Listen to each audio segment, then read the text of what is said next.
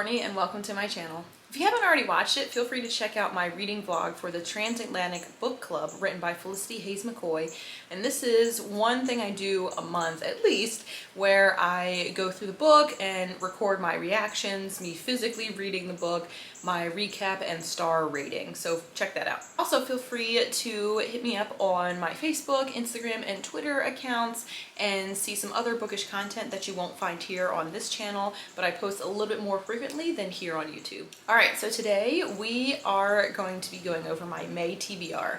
Insert It's Going to Be May by Justin Timberlake and NSYNC now. Okay, you got the point. It is May, so this month I'm excited because I'm still continuing with my Read Like a Gilmore reading challenge, and we'll be adding some more books to that. So this is where I have about 12 prompts that are based off of quotes from the Gilmore Girls series, and I picked books that I think would pair well with those. I also have that challenge on Storygraph, so if you want to join me there or through my blog, you can still do so. It runs through the end of June. But yeah, I have a bunch of print books, and then I'll tell you what I'm thinking for audio as well. I'm trying to, well, if you saw my haul from Independent Bookstore Day, you'd see I've pretty much, not doubled, but I've added some more books to my collection.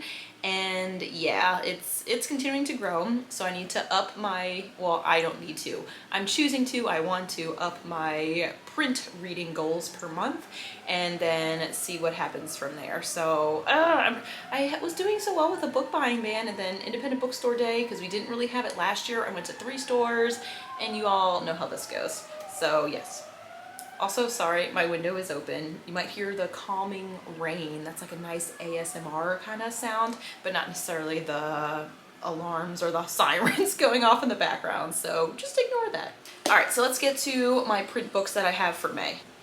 First off, we have The 100 Years of Lenny and Margo by Marianne Cronin. So this was a ARC or advanced review copy given to me by Harper Perennial. This is out on June 1st, so perfect timing. I do want to read this a little bit earlier in May, so I have time to write a review and get that up so y'all can know a little bit more about it if you want to pre-order it or just know more as it comes out in June.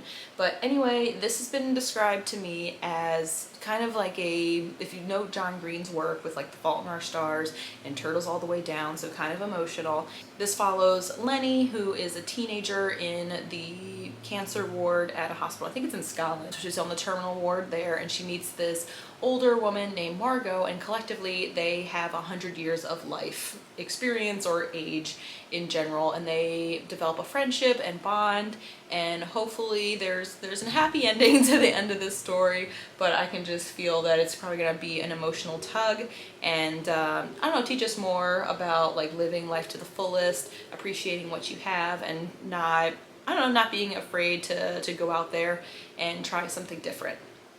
Next we have Half-Life by Jillian Cantor, and this was also given to me by Harper Perennial. This is already out in stores. I saw it in Joseph Beth during my Independent Bookstore Day adventure, so I was excited to see that, but still, I'm going to read it since it's more of a recent release of this year, I believe. But this is this fictional story of Marie Curie as we kind of, I don't know, if you've ever read Rodham by Curtis Sittenfeld, it's kind of like that, where it's like, what if they didn't do what they're known for, or what if they chose a different path? So with Rodham, it was Hillary Clinton's like choice of not marrying Bill and like what her political future and everything looked like. For this, it's what happened if Marie Curie led to her Nobel Prize, and what happened if she did not win that prize, or I don't know. I'm not too knowledgeable about science, but I feel like this, I don't think this is going to go into like technicalities of science at all. It might like mention it because that's what she's known for, and half-life I know is a scientific term. I think it has to do with the atom. I don't know. Oh my gosh, it's so bad. The things we learn in elementary through like high school that I feel like I've forgotten, and I mean, like, I don't use it every day, so I guess that's why, but I feel like I should have some knowledge or some memory of it.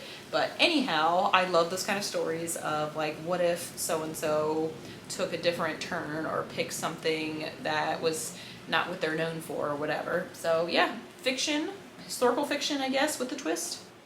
Then my Read Like a Gilmore selection is Tender is the Night by F. Scott Fitzgerald, and this is a book that was on the Rory Gilmore Reading Challenge list, so a book that was mentioned sometime throughout the 7-season series. I'm not sure if that includes the Year in the Life Netflix mini-series of like those 4 episodes or not, but this, I don't remember when this was mentioned, honestly, but I know this is a classic. This I picked up at Sundog Books down in Florida, and I'm very excited to read it. I don't even know much about what it's about, but I know that he wrote Great Gatsby, which I enjoyed. I've read that a few times, both in my young life and adult life, so a classic, but also one that is on the Rory Gilmore Reading Challenge list.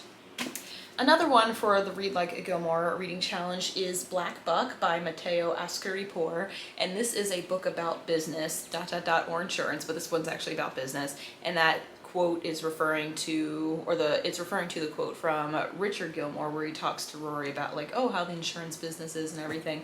So this follows a young black man who works in a coffee shop. I don't know if it's a Starbucks or not, but some coffee shop inside of a like large office building, I believe in New York, and then he gets picked up to join this team within the office, and it goes from there. So he's kind of brought into like the corporate world and kind of developing himself from there. So yeah, I'm interested to see what this is about. I've seen this on a couple of lists. I picked this up on Valentine's Day. This was a gift to myself, also from Joseph Beth. I'm seeing a theme here. But yeah, and I also just love the cover. It's like simplistic, minimalist, but I think it's going to be very powerful once I get into the story. Last book I have for print is Colson Whitehead's The Underground Railroad, and this I had purchased at the Black History Month and Books event at the Cincy Friends of the Public Library event that 2 of my friends held there, and we had like a lot of good discussions, and there was tons of books by Black authors about Black people or characters or history that were being like showcased or just shared. And yeah, this was one I'd seen around a bunch of times, especially with a lot of the unrest happening last year, but I finally decided to pick it up, and I also saw the trailer or seen, I think it's a teaser or something with it being adapted soon. So you know me, how I like to read the book before I see the adaptation, and that is the case for this one as well. But I know this one has won a lot of awards, has been on bestseller lists, and I am intrigued and just want to know more and get some more history there. So in terms of audiobook, I'm kind of on the fence. I've been through most of what has been on my Libby app, where I've kind of reserved books ahead of time and they've slowly come into my queue and I've listened to them. So I don't have anything waiting for me at the moment. So this might be a good time. I have a couple of thoughts there. I have a few things that I could do. One, maybe to dive more into podcasts. So those I've kind of waned off of just because I had a lot of audiobooks I needed to get done before they were returned to the library. So those I've kind of like built up a queue of their own. So I have MuggleCast, which I listen to, which just talks about a lot of like the Harry Potter and the Wizarding World kind of stuff. And yes, they still have plenty to talk about there. That's something they always like joke about, of like, how can you still be a podcast? Like the series is over, but they find a lot of great stuff to talk about. And then I just found the Currently Reading podcast, which I think I mentioned in my last video, where it's a group of 4 women and they talk through what they're currently reading, like a bookish theme for that time that they're talking in their episode, and then they talk about books they want to press or like press into your hands. So I might listen to that. And then I'm almost done Diana Gabaldon's Written in My Own Heart's Blood. How many times have I mentioned that? I feel like that's a running joke on this channel as well, but I'm almost done reading that book, the most recent book that is out currently. And then there's a podcast called the Outlander Podcast that I listened to, and they got to a point where they were doing spoilers, or like they have read the book already and we're talking about it, and I wanted to be like, I want to be able to read through the whole series and then jump back into that. So I might do that.